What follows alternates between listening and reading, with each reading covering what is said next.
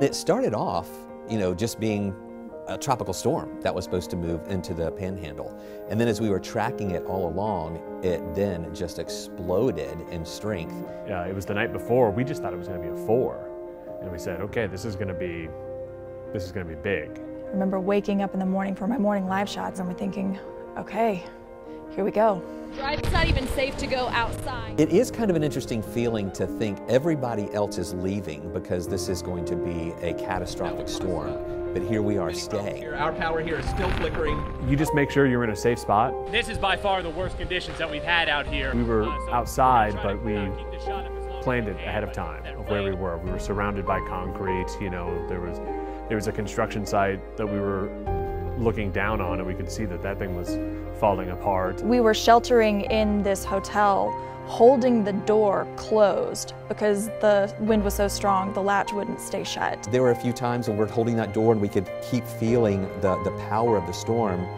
And occasionally we would hear loud booms from up top, and I literally thought that the roof was coming off the top of the hotel.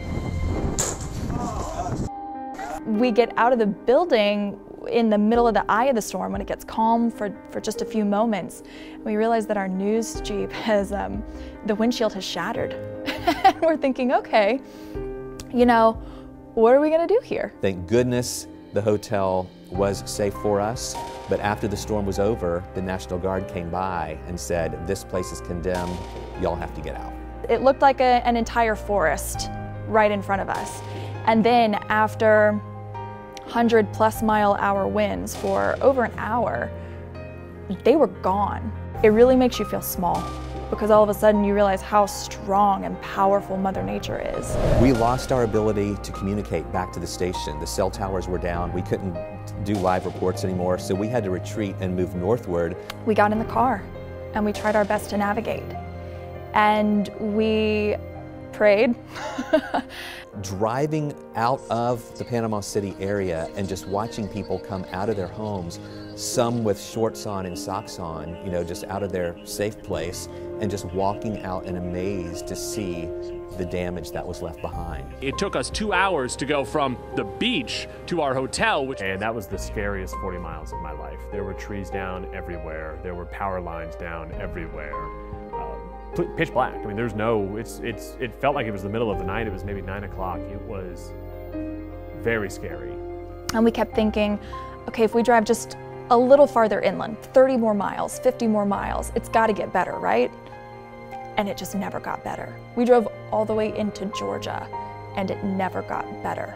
And to think of how far inland that is, you would think that they would not have the damage that they had, and I was totally amazed to see that this even held together as a Category 3 storm into southwest Georgia. It looked like a wasteland, 100 miles inland from where we were, and that left us all pretty breathless and speechless.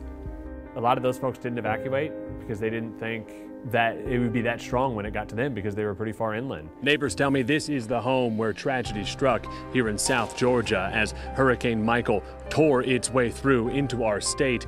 It was an 11-year-old girl who was at this home with her grandmother whenever this carport that we're showing you flipped over. It was picked up by those strong, heavy winds, and it tore through the house and unfortunately killing that little girl. I just remember driving through town and the amount of people who would come up to us and say, what do we do now? I have no idea. Their home was destroyed. They had to go find a shelter. They had to go find, hopefully insurance will help them eventually rebuild, but that's completely life-changing. You have to completely rebuild. It's sad.